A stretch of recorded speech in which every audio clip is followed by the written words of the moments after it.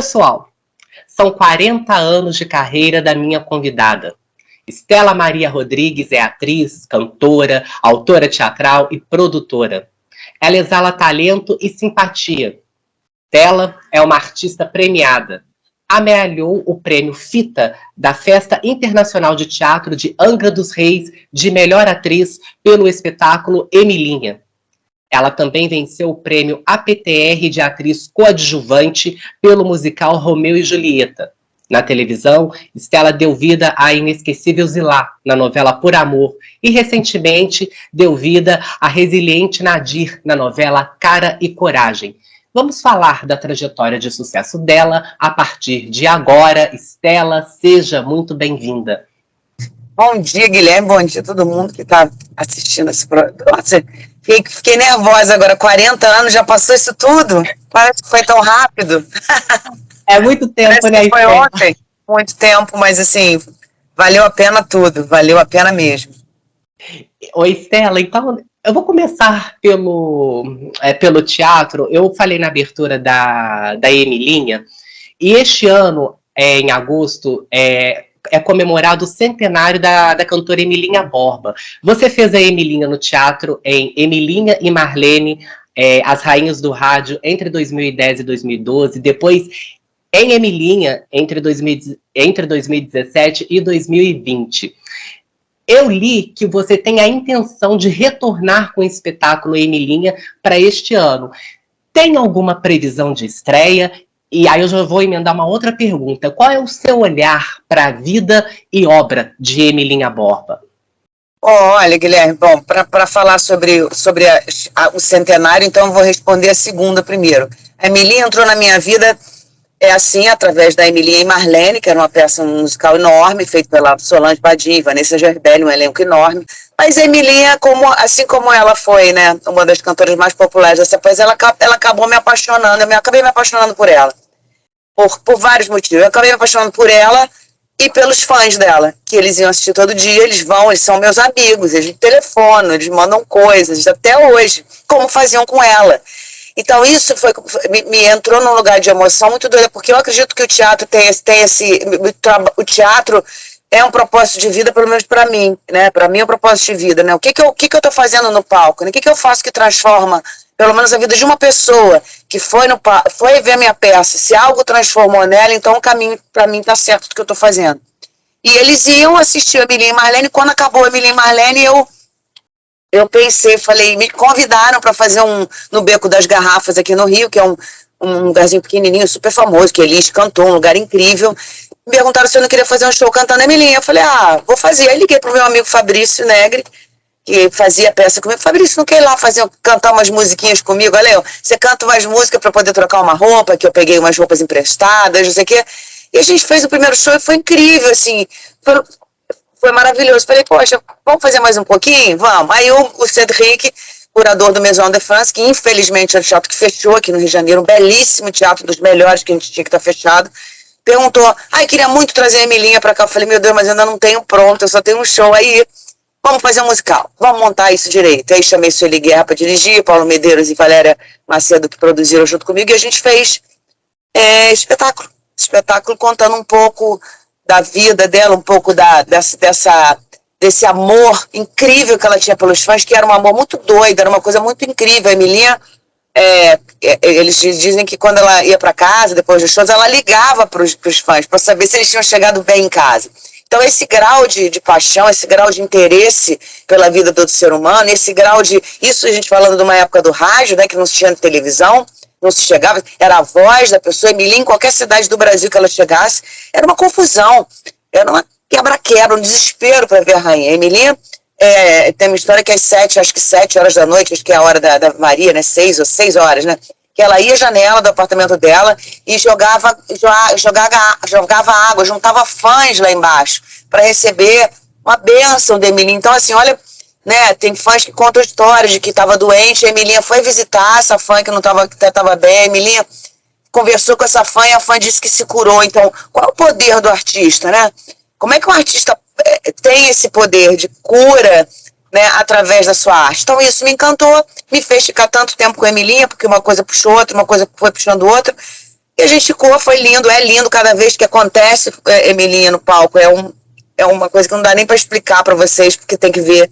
Não sou só eu, não é só o Fabrício, não é só o espetáculo. É uma coisa que acontece por conta dessa gente incrível que vai assistir e transforma o espetáculo no auditório da Rádio Nacional.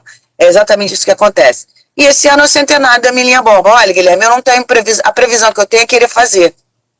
Porque eu acho fundamental e acho um absurdo a gente não fazer. Eu vou ficar arrasada no final do ano se eu não conseguir pelo menos fazer um espetáculo esse ano. Porque ela precisa dessa homenagem. É necessário fazer essa homenagem. Então, independente se eu não conseguir nenhum tostão, nenhum patrocínio, eu vou dar um jeito de fazer pelo menos um espetáculo de comemoração em agosto, ou enfim.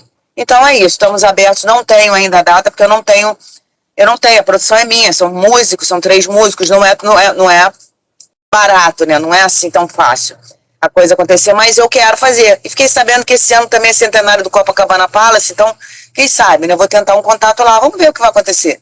Eu acredito que a Emilinha está aqui, a Emilinha sempre esteve perto, ela é uma energia muito vibrante. Então, Emilinha, dá uma força aí pra gente poder mostrar o seu trabalho, é isso. Vamos torcer, então, para que o musical Emilinha ele possa vir para o segundo semestre de 2023. Ô, Estela, ainda com Emilinha, você falou no Fabrício Negri, você e ele, durante o auge da pandemia, vocês fizeram uma live do musical Emilinha pela página da Associação de Produtores de Teatro, que é a PTR. Eu tive a oportunidade de assistir essa live, e tem uma frase que você fala, a Emilinha fala, através da sua interpretação, lá quase no finalzinho da live, abre aspas, não abandone nossos artistas, fecha aspas. Ela fala quando o artista envelhece. Emilinha, em 2003, gravou um CD e foi vender na rua, o Emilinha Pinta e Borba. Como você vê o reconhecimento dado à Emilinha na história cultural da música brasileira? Olha, eu acho que não é só a Emilinha, não. Eu acho que, de uma forma geral, nós temos uma memória muito, muito dura, né? O brasileiro em relação a tudo, eu acho. A gente tem uma memória muito curta, né? Então, eu acho que a gente esquece que, por exemplo, quando eu conto para você dessas histórias da Emilinha Borba, quando eu conto que ela fez, que ela chegava numa cidade, qualquer lugar do Brasil, e que uma vez quebraram o cinema, arrombaram a porta, destruíram para poder ver a Emilinha, essa artista isso aconteceu em 50 e pouco. Quem bebeu nessa fonte, né? Onde estão esses grandes artistas? Onde é que está esse lugar dessa importância que eles abriram, né? Assim como Marlene também. Marlene, muitas cantoras, como Bethânia, a gente pode tirar, beberam na fonte da interpretação incrível que a Marlene trazia como uma grande atriz que era. Então, a popularidade da Emilinha trouxe era uma coisa tão violenta que eu acho que ficou e trouxe essa história nossa. Eu acho que a gente deveria saber quem é. E eu acho que não, eu acho que fica esquecido, não só a Emilinha, mas como grandes cantores, por exemplo. A gente precisa conhecer a nossa gente. A gente precisa conhecer. Então, eu acho que a gente conhece muito pouco, muito pouco. E aí ninguém fala, mas a Emilinha, ai gente, que coisa cafona, é uma coisa muito antiga, já passou, não é verdade.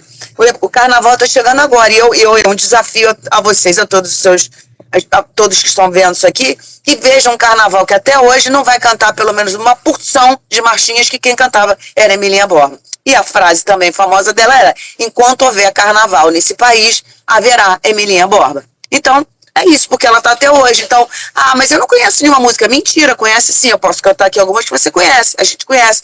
Então, eu acho que é uma falta de interesse. Não sei se é uma falta de interesse, ou a vida caminha e eu vou ver o hoje, dane-se que passou, não tem tanta importância. Eu não acho, não. Eu acho que a nossa história, não que eu acho que a gente deve viver na saudade, ver lá, ai meu Deus, não é isso. Mas é que eu acho que quando a gente ressignifica, olha para a nossa história, a gente conhece e até pode trabalhar melhor, né, o que vem pela frente. Então, eu acho isso. Ô, Estela, você está em cartaz até sexta-feira agora, dia 10, com Alzira Power aí no Rio de Janeiro. Você que é do Rio de Janeiro, corre para o teatro para assistir a Estela Maria Rodrigues. Alzira Power estreou em dezembro de 2020, no auge da pandemia. Nossa. É um texto do Antônio Bivar, escrito em 1969. São mais de 50 anos desse texto, e a sua personagem é uma mulher aposentada que não sai de casa, mas ela sabe o que se passa no mundo. E é um humor, é um texto muito ácido. Eu tive a oportunidade de ler o texto do Antônio Bivar. Quando você pega a cronologia dele, são mais de 50 anos que esse texto foi escrito, ele envelheceu bem com o passar dos anos? Olha, tá aí uma coisa bem doida de falar. Quando a gente eu tinha dúvidas, muitas dúvidas. Eu falei, gente, será que envelheceu, né? Será que tá datado? Algumas pessoas, também datado. O João Fonseca, que é nosso diretor, ele optou por ele trouxe ele escolheu abrir um pouco isso e inserir alguns pequenos, não queria contar, porque eu tenho esperança que esse texto vai passear pelo Brasil e vai continuar em cartaz. Então, eu não queria, porque ele tem surpresas, ele tem pegadinhas, eu diria. Uhum. Mas o João, ele ressignificou o texto, ele colocou um hoje ali, sem tirar, ele misturou, eu diria, misturou datas e épocas, tirou, na verdade, ele atemporalizou, não sei se existe esse termo, mas ele atemporalizou a Alzira. Porque se a Alzira existe, não sei, mas a Alzira Power é uma viagem. Teve uma pessoa que foi assistir e falou, nossa, haja psicólogo, né? Haja psicologia, psiquiatria para poder entrar nesse universo. Porque o Bivar, se você for olhar esse texto escrito em 69, né, onde é que a gente estava? Quando você lê hoje, você não acredita na modernidade desse texto. Eu não acho datado. Datado porque a gente está falando de uma outra época, claro que a gente tem, mas olha, quando a gente lê no texto do Alzira, o garoto falar, olha o que está acontecendo nesse nosso país, tudo que está acontecendo, olha a quantidade de maricas, de gays, está infestado dessa gente, isso é culpa das mulheres, quer dizer, ele escreveu isso em 69, a gente pode colocar isso na boca de gente hoje, a gente sabe que a gente ouviu isso hoje. Quando a gente coloca a Alzira falando, eu sei muito bem o que se passa no mundo, eu me informo para saber o que se passa no mundo e poder ficar dentro de casa. Eu sei o que se passa no mundo e eu prefiro ficar dentro da minha casa. Então, olha o que a gente passou 2 anos ficando trancados dentro de casa. Então, eu acho que o ser humano, né, e a vida, ela é cíclica, né? A gente viaja para um lado, viaja para o outro, volta, mas no fundo nós somos a humanidade. É muito repetitivo em termos de emoções e sentimentos. Então, uma mulher solitária, que eu acho que a loucura também é que ela é uma mulher que escolheu a solidão, né? Ela escolhe estar ali no castelo dela, ela fecha isso e ela é dona desse lugar. Que é isso que eu acho que eu comecei a responder para você. Eu não sabia, mas diziam, a Alzira Power é uma super comédia. Eu falei, gente, isso não é uma comédia. Quando a gente começou a ensaiar, isso não é uma comédia. É uma comédia divertida. As pessoas morrem de rir. As pessoas morrem de rir, adoram. Mesmo com alguns momentos mais pesados, que a gente verticaliza e vai lá um pouco mais fundo em algumas feridas, é divertidíssimo. Então, eu acho que ele está aí, eu acho que o Alzira ainda está vivo na presença desse grande dramaturgo, grande escritor, Antônio Bivar. Eu tive a oportunidade de assistir trechos que estão disponíveis na internet do musical Romeu e Julieta, que foi feito com músicas da Marisa Monte. E você ganhou o prêmio da PTR de atriz coadjuvante por esse espetáculo. Você fez a Ama. É um espetáculo com a direção do Guilherme Leme. Existe algum segredo, Estela, para se fazer um bom musical e galvanizar a atenção do público? Qual é o pulo do gato? O musical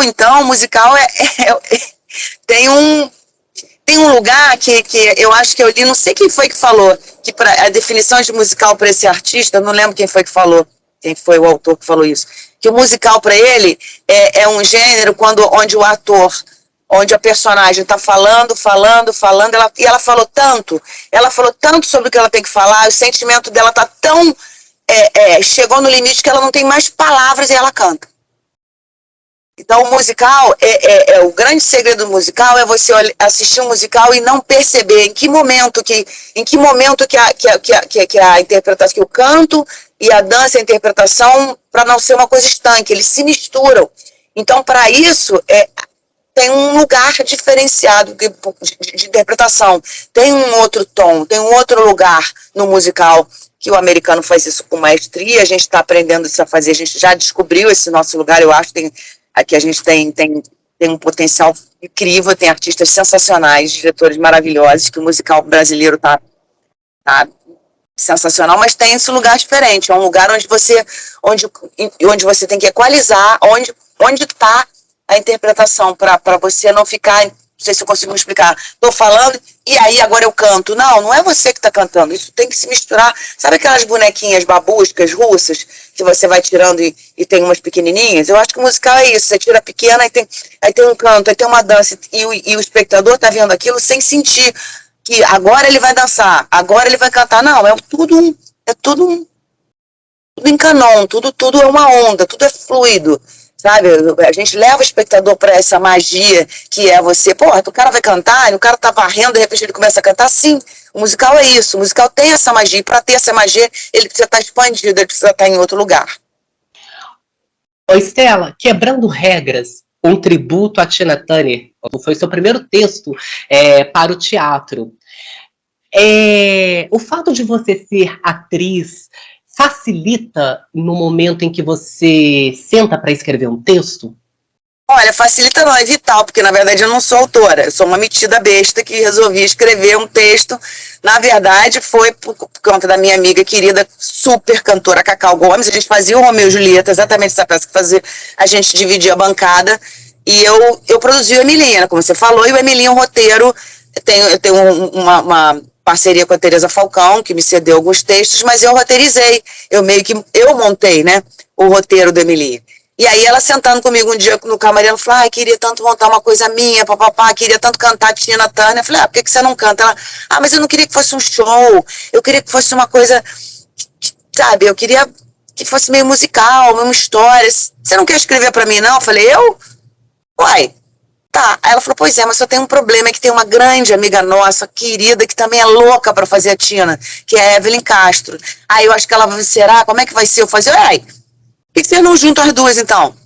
E aí a gente marcou uma reunião, a gente sentou, e eu contei pra elas, olha, eu não me interesso em fazer um musical biográfico, porque eu acho que contar a vida da Tina não é o nosso universo aqui. E aí, deixa eu pensar, e comecei a conversar com elas sobre a realidade da gente, sobre a realidade da mulher no Brasil, a realidade da mulher negra no Brasil, a realidade da mulher negra e classe baixa, média, né, essa violência toda que a gente vive, e fui pesquisar sobre a Tina, né, Turner, onde encaixariam essas canções, né? E aí eu li que em 1988 ela fez o show aqui no Maracanã, que para ela entrou pro Guinness, e para ela é um turning point da carreira dela, para ela foi um marco, ela entrou num carro alegórico, foi um recorde de público do Maracanã na época. E aquilo me marcou, falei, tá aí eu fui ver o que aconteceu em 88. 88 foi um ano muito prolífero e doido aqui pra gente também, né? Foi a promulgação da nossa Constituição e várias outras coisas aconteceram, não lembro da lista agora, acho que o Senna foi tricampeão, enfim, tem muita coisa, é como se é um portal mágico 88. E aí eu imaginei, poxa, são quantos? 600 e não sei quantas mil pessoas entraram no Maracanã naquela noite pra ver a Tina. E na minha cabeça de artista eu pensei, e se duas não tivessem entrado? E se duas super fãs da Tina tivessem ficado do lado de fora do Maracanã e não conseguissem entrar para ver esse show? Como seria? E aí é a minha parábola, a minha metáfora com a mulher que está do lado de fora, né? Com aquela criatura que está à margem da sociedade. Elas não conseguem, elas tentam pular o muro, elas tentam burlar o guarda, elas rodam o Maracanã, se perdem, são assaltadas, encontram um cara estranho lá que ajuda elas, ou seja, elas perdem o ticket do show e não conseguem entrar. Então, é uma hora que elas ficam cantando Tina, e aí contando a história delas, né, a violência que elas sofreram, a violência abusiva do marido, que a Tina sofreu muito, mas é a história delas, das nossas mulheres aqui. Então, acho que isso fez o Quebrando Regras, faz o Quebrando Regras ser aproximar mais o público, porque não era a história da Tina, são as nossas mulheres tentando pular os muros para poder ter uma vida melhor. Foi essa a ideia do Tina. Eu acho que a gente volta esse ano, tô com uma maior esperança aí que tá pintando assim, não sei não. Maravilha, Emilinha, Tina, vamos torcer, Estela. Estela, você também é diretora.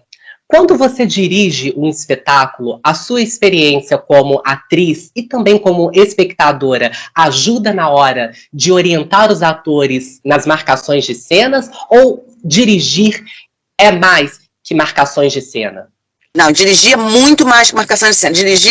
Dirigia muito mais que tudo, porque dirigir também está acontecendo de uma forma por conta de ter começado a fazer coach, ter começado a fazer aula, ter começado a dirigir umas leituras dramatizadas aqui na rede. Acho que eu tenho coisas a passar, porque eu acho que é isso. Eu acho que nós, artistas mais velhos, eu tenho quase 40 anos de carreira, como você falou. Então, a gente tem que passar esse nosso conhecimento do que deu errado, conhecimento do que eu acho que não funcionou, do que eu acho que funcionou, dos sucessos que eu fiz, dos fracassos que eu fiz, o que eu aprendi com isso? E o que eu aprendi com isso, eu passo, né, pro meu parceiro. A gente vai trocando, a gente vai vendo e vai trocando. Então, eu acho que não é só marcação de cena, tem um olhar, mas eu acho que é uma parceria, né? Eu tenho atores em cena, assim como eu sou atriz, existe um respeito, um carinho, um cuidado com o que eles estão propondo, né? Porque a gente trabalha com o que a gente tem, né? A gente tem a nossa massa. Eu acho que o diretor, eu não sei, vamos ver o que vai acontecer, porque eles vão estrear juntas as duas peças agora que eu estou dirigindo, que são completamente diferentes. E eu não sei, às vezes me dá um pouco de medo, meu Deus do céu, será que vai ser uma bosta? Não sei, mas essa é a magia do teatro. A gente não sabe o que vai acontecer. Ele é único, ele é ímpar. As experiências, eu não sei como, assim como eu te disse que eu não esperava que a Alzira fosse tão divertida em uma comédia como está sendo, eu não sei o que vai acontecer com esses textos. E eles vão criar vida própria assim que abrir a cortina. E aí... Os teatros voltaram, o ao vivo voltou depois desse período de 2 anos e pouquinho fechados, né, os teatros fechados por conta da pandemia. Mas aí eu quero saber a sua opinião, por favor. Você não acredita que o teatro online também não ajuda a democratizar o acesso do público aos grandes espetáculos? Sim, claro que sim. Eu acho que não é assim, é aquela velha história. A gente tinha que sobreviver e, como eu digo, não só sobreviver com comida, pão, e a gente quer mais, né? A gente quer comida, diversão, balé, a gente quer viver, a gente quer... E, né, quem ficou sem música na pandemia, né? É quase sufocante você ficar sem cultura. Então, mas ator é um bicho danado e a gente conseguiu descobrir, entrou-se na internet, era o que tínhamos no momento. E eu acho que surgiram eu vi coisas sensacionais online. Eu vi experiências maravilhosas. Então, eu acho que se criou um híbrido, que não é nem teatro, também não é TV, também não é cinema. É uma nova experiência. E eu acho super válido. Assim como eu acho super válido aulas e coisas, por exemplo, eu dei aula durante a pandemia, que salvou a minha alma, tá aqui na internet, dentro do curso do Cláudio Galvão de dublagem. Eu dava aula de interpretação para os alunos dele. E assim, um curso de dublagem, antes da pandemia, o Cláudio ia fazer oficinas, né, em São Paulo, no Maranhão, ele ia com tudo. Hoje não, ele está online, tinha um aluno do Maranhão, tinha aluno de Curitiba. Então isso sim democratizou, socializou, colocou todo mundo com possibilidade. Tem pessoas que mesmo com o teatro voltando, tem dificuldade de sair de casa por vários N motivos, então pode, por que não? Eu acho que veio para ficar, e eu acho necessário sim. Eu acho que é muito importante ter. Acho que não devia acabar não vai acabar não, acho que isso veio para ficar de várias formas, né?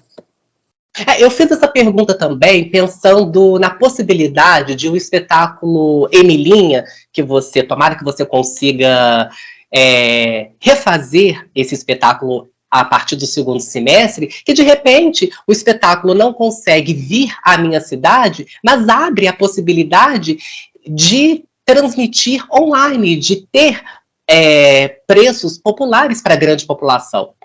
Mas para isso eu preciso estar com ele ao vivo, porque eu tenho 3 músicos, eu não tenho como fazer de casa. Então, assim, isso é lindo. Quem sabe, se eu conseguir, torce aí, se eu conseguir colocar, é uma boa dica, tentar fazer com que o espetáculo seja transmitido. Vai ser um prazer, porque eu acho que vai ser incrível. Isso, aliás, arrasou você ter falado isso. Quem sabe a gente não consegue. É porque é tudo muito caro, né, pra gente fazer, mas quem sabe, vambora. Emilinha, vambora, a energia tá aqui. Você tá falando muito de Emilinha, tô sentindo que vai rolar, hein? Tô sentindo que vai rolar. Ô, Estela, falando tanto em online, eu tive a oportunidade de assistir um espetáculo que você fez, Tempo e os Conway. Você fez A Senhora Conway. É um espetáculo de 2013, o texto do J.B. Presley e a direção da Vera Fajardo. Minha amiga querida. É um espetáculo que tem uma passagem de tempo de 20 anos. O espetáculo começa começa numa fase, aí passa o tempo e ele avança em 20 anos. Eu posso dizer que é um espetáculo que mostra um acerto de contas com o passado dos personagens? Olha, esse texto é uma coisa, para mim é uma das peças mais tristes que eu já fiz na minha vida. Tristes e linda. Por quê? O Presley, ele tem a trilogia do tempo. Ele tem 3 peças que ele fala, ele fala sobre isso, sobre o tempo como vilão, o tempo como causador da situação. Por quê? Porque, na verdade, esse texto, ele acontece, são 3 cenas, né? 3 cenas, 3 blocos. Um bloco acontece numa época, no outro bloco você vai para 20 anos depois, e o terceiro você volta para a mesma época. Se o texto, se o Presley tivesse escolhido contar a história cronologicamente, começa ali a família feliz, aí depois você vê a família mais ou menos, depois você vê o final trágico. Isso seria uma história linda, incrível, mas não teria o impacto que é quando ele pega a segunda cena e muda de lugar com a terceira. O que ele faz? Ele coloca a família, primeiro você vê aquela coisa linda, todo mundo feliz, mas você já percebe naquela mãe, naquela doença, naquela loucura, daquela mãe, daquela matriarca insana que gosta mais de um filho do que do outro, que trata mal a filha, que meio que dá em cima do namorado de uma. Você vê os gastos desnecessários da família, a final da guerra, um filho chegando, um filho que tem tendência ao álcool, a outra que é muito novinha tem outra coisa. Então você vai vendo o outro namorado da outra que é meio abusivo, você vê um apontamento, mas você vê que está tudo feliz. Corta essa cena, a gente vai para 20 anos depois e vê o que essa cena fofa, esse apontamento dessas desgraças fizeram. Destruíram a família, destruíram o patrimônio, uma das crianças perdeu a vida. É uma desgraça a segunda cena. É um horror, porque tudo aquilo que foi apontado no começo, que você percebe dentro daquela festa, acontece 20 anos depois, e a gente está vendo acontece isso pela visão de uma das filhas que dorme. Ela dorme no entre a passagem da festa, ela dorme, quando ela acorda, ela está nesses 20 anos depois. Ela percebe, é como se ela tivesse, o texto é como se ela tivesse ido para 20 anos à frente, visto o que está acontecendo com a família dela, e quando acaba essa cena ruim, ela acorda e ela está na festa. E ela vê a festa, e aí a gente começa a ver aquela festa maravilhosa, e o público começa a sofrer, percebendo, caramba, o que vai acontecer com essa gente? Aquela menina novinha que a gente já sabe que 20 anos depois vai morrer, tá ali falando, nossa, quando eu crescer, quando eu ficar mais jovem, eu vou viajar pelo mundo, e a gente, a plateia, sabe que isso não vai acontecer, que a gente acabou de ver. Então olha a genialidade desse autor. Quando ele faz essa mudança, ele faz toda a diferença. A dramaturgia dele faz a gente quase morrer de cortar os pulsos, e é lindo, né? É um texto que até hoje é montado em todos, tem muitos jovens, né? Então as escolas canta no espetáculo. Você canta no espetáculo. Um pedacinho, já tinha um trechinho, porque a senhora Conway é uma doida, uma maluca, uma mulher sensacional, uma personagem incrível, e é isso. Então eu acho que esse deslocamento do tempo é muito importante para impactar, para fazer o espetáculo ser impactado do jeito do jeito que acontece. A sua estreia no cinema foi no grande sucesso de bilheteria Minha Mãe é uma Peça 3, do inesquecível e saudoso Paulo Gustavo, com a personagem Ana, a sogra do Juliano, filho da dona Hermínia. Por que você demorou tanto tempo para estrear no cinema, para fazer cinema? Porque ninguém me chamou. Ninguém me chamou, porque é difícil mesmo. Essa profissão é dura, amado. Estou sendo muito sincera aqui, porque é complicado o negócio. É uma relação diária. Eu não sei te explicar, não sei te responder essa pergunta. Não sei, adoraria, porque eu amo cinema, amo ver cinema, adoraria fazer mais, adoraria a experiência. Claro que a experiência foi única e foi especial. Eu tenho muita sorte de ter tido a possibilidade de ter participado não só do filme, que é um sucesso de bilheteria, passa até hoje, e eu acho genial, mas por ter cruzado, ter tido a boa sorte de ter cruzado a minha vida com essa criatura, com esse artista genial. Foi assim, foi uma chave de ouro, assim, eu agradeço aos deuses, todos os deuses existentes pela oportunidade e ninguém me tira isso. Eu fiz Minha Mãe é uma Peça 3, eu estava lá, eu participei disso, até o fim da minha vida eu vou levar isso no peito com o maior orgulho da minha vida, viu? Cada vez que passa, é uma delícia de ver. Ô, Estela, não tem como não mencionar a Zilá, sua personagem na novela Por Amor, do Manuel Carlos, que era a empregada da Branca e fazia uma dobradinha sensacional com a Suzana Vieira. Você fez um texto do Manuel Carlos, que é um texto, é uma crônica. O texto do Manuel Carlos é uma crônica que a gente se deleitava diariamente. E Por Amor é um sucesso de crítica, de audiência. O público ama essa novela que ficou marcada para sempre na história da teledramaturgia. Mas a gente pode considerar a Zilá, hoje, 25 anos depois da novela Por Amor, que ela era a grande escudeira da Branca? Com certeza. E o mais doido é que, assim, eu lembro, a primeira vez que eu encontrei a Suzana no set para gravar, a gente começou a gravar pelo 10º capítulo, né? Era uma festa. E eu entrei, né, e fui me apresentar, né, oi. Aí ela falou, eu faço a Zilá. Aí ela olhou pra mim e falou assim, nossa, Zilá, que nome bom, né? Ai, vou falar muito esse nome, vou falar muito Zilá, vou falar muito. E acontecia muito isso, é um nome muito bom de falar. E como na verdade era meu primeiro trabalho na época na TV, e eu tinha pouquíssimas falas no começo, mas eu tinha muita ação, a Zilá era muito observador. Eu ficava, o diretor me marcava servindo toda a mesa, que acontecia muito babado naquela casa, né? Era uma loucura.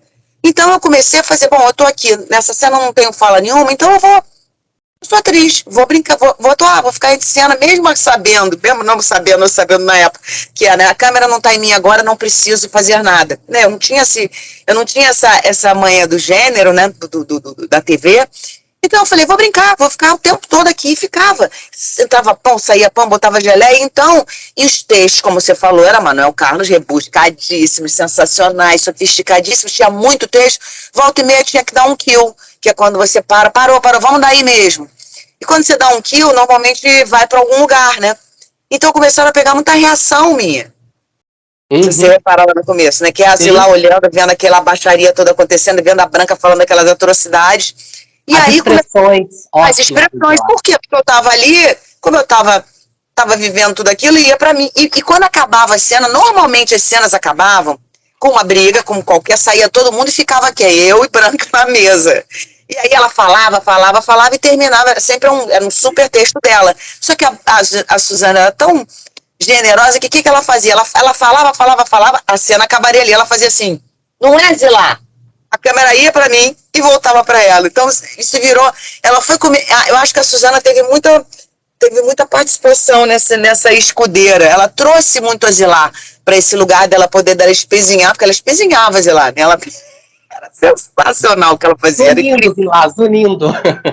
Aliás, tem um Instagram agora que é Branca Letícia de Barros Mota. Tem quem estiver vendo aqui, entra lá, porque é sensacional. Tem umas trechos que eu fico vendo, eu fico passando mal de como era genial, como era sensacional. Então, e aí durante a novela, a vilanice dela, né, a falta de humanidade da Branca, aquela loucura dela, foi fazendo ela ficar solitária, né? E a única pessoa que fica com ela é aquela também que ela espezinhou a vida inteira, né, que estava ali sem ter uma história, né? Porque a gente não sabia a história da Zilá. E aí ela pergunta, me conta sobre um pouco de você, que é a última cena da Branca é querendo saber da vida daquela pessoa que há 15 anos trabalha na casa dela, ela sequer sabia de onde veio.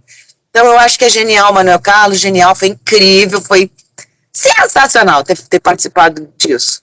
E as duas tomando martini na cena final da novela. Você entendeu? Olha que presente, eu posso reclamar de alguma coisa da minha vida? Posso, só agradecer. Oi, Estela, para a gente encerrar a nossa conversa, você recentemente concluiu a novela Cara e Coragem, novela da Cláudia Souto, com a personagem Nadir. Eu costumo dizer que a Nadir é uma personagem bem resiliente. Ela ensinou alguma coisa para você que de repente você leva pro pós-novela? A Nadir me ensinou porque foi, olha, um começo, uma dor, na minha, como é que eu vou dizer, na minha autoestima, porque a direção e veio e falou para mim, eu preciso te derrubar. A Nadir está derrubada no começo. A Nadir é aquela mulher que escolheu estar ali naquela posição de submissão, escolheu não se olhar, não se cuidar, para poder viver, e tudo bem. A vida, eu acho que também julgar a Nadir é uma loucura, né? Ela escolheu, ela estava feliz. Ela tinha um marido sensacional para ela, o marido dela que ela amava, que foi talvez, né, lá no meio da novela a gente vai ver o primeiro namorado dela, o homem dela, aquele companheiro de anos e anos, teve uma filha que ela é apaixonada, tem 2 netos que ela ama. Então, quando começa a novela, a gente vê uma mulher feliz com a família dela, feliz, mas, quer dizer, ela não tá nem aí se a roupa dela não é boa, não tá nem aí se o cabelo dela tá branco, ela não pinta, ela junta de qualquer jeito, porque essa não são não é o foco dela, né? O foco dela é cuidar dos netos, da filha e do marido, que ela acha que tá tudo bem, mal sabendo que ele tem uma mãe, tem uma filha adulta, né? E aí, aí é que eu tô falando, quer dizer, e aí? Ele teve uma mãe porque a mulher tá maltratada? Será? Isso é uma justificativa? Eu estou falando com você porque eu acho que isso é aberto, uma discussão. A TV, a novela é uma obra aberta, isso é colocado no ar para que a gente discuta isso na vida da gente. Eu penso uma novela assim. Né? Então, até que ponto ela se descuidar é uma desculpa para ele fazer isso? Eu acho a traição um absurdo, eu acho a traição uma traição, eu acho uma covardia. Eu acho uma covardia, principalmente hoje em dia. É uma covardia, ele não deu direito. Uma coisa, mas combinado não dói. Se a gente combina, eu e você, se a gente começa a ter um troço, um negócio, eu e você, olha só, Guilherme, é o seguinte, a gente vai namorar, mas é uma relação aberta. Isso é um combinado. Isso é um combinado entre nós, né? E tá tudo certo. Agora, não era um combinado, eles tinham um casamento absolutamente... que ele morria de ciúme, ele vários trechos, o personagem Leopoldo fazia um ciúminho com ela, então, ou seja, era um casamento que só ele podia sair, né? Ele traiu de uma forma, então, quando ela vê aquilo acontecer, existem várias formas de você reagir a uma traição, né? Tem gente que chora, tem gente que fica triste. A Nadir, ela entra em fúria, né? Ela entra e ela fala, o que eu fiz comigo? Eu larguei a minha vida toda, né? Eu deixei tudo, me dediquei tudo para você, e foi isso que eu ganhei.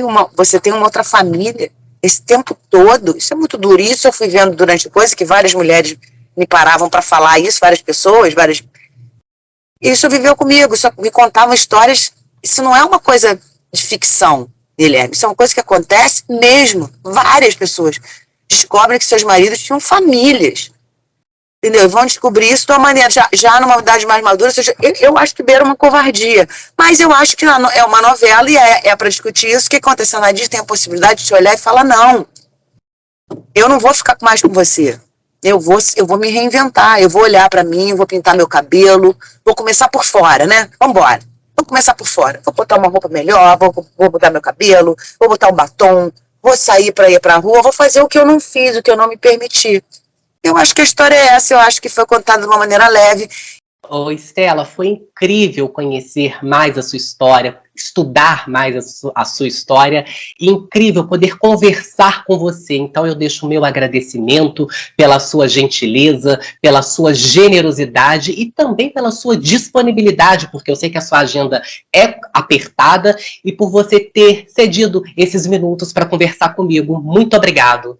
Obrigada a você tá fazendo esse trabalho, porque isso aqui tá gravado, quem sabe daqui a 20 anos, né, lá daqui a 20 anos, tinha uma menina que fez uma novela, que fez lá não sei o que, a gente tem esse registro do que a gente conversou aqui, né, falar sobre teatro, para perder nosso tempo, a gente não está perdendo nosso tempo, né, a gente está ganhando esse tempo que a gente teve aqui maravilhoso, podendo falar, podendo contar um pouco do que a gente vive, né? Que é a nossa história. Então, eu agradeço você, tão jovem, tão querido, por tá tendo essa brilhante ideia incrível de mostrar para essa galera nós estamos aqui, somos gente, estamos ralando, a gente está aqui cedinho, conversando, porque daqui você vai correr para algum trabalho, eu também vou correr para 2, meu dia só vai acabar às 10, 11 horas da noite, mas grata, que bom que a gente voltou, que bom que a gente saiu da escuridão, que bom que a gente está abrindo nossas janelas, saindo de casa, podendo ver. Então, olha, meu recado, por favor, gente, vá ao teatro. A gente quer, vá ao teatro. Ele está voltando com muita força, vá ao teatro. Tem muita coisa boa daqui do Rio de Janeiro, é o que eu posso falar. Mas eu tenho certeza que por aí, pelo São Paulo e por outros, tem muita coisa boa para se assistir em teatro. É uma experiência única e inesquecível. Estela, muito obrigado. Já estou aqui na torcida. Vamos torcer para que no segundo semestre a Estela venha novamente com Emilinha. Estou na torcida, Estela. Muito obrigado. Beijo, muito obrigada. Pela sua presença. E a você que assistiu essa conversa, aquele agradecimento sempre muito especial. Se você gostou, dê o seu joinha e, por favor, inscreva-se no canal. Se Deus quiser, na próxima semana voltaremos com outra entrevista. Um abraço e até lá!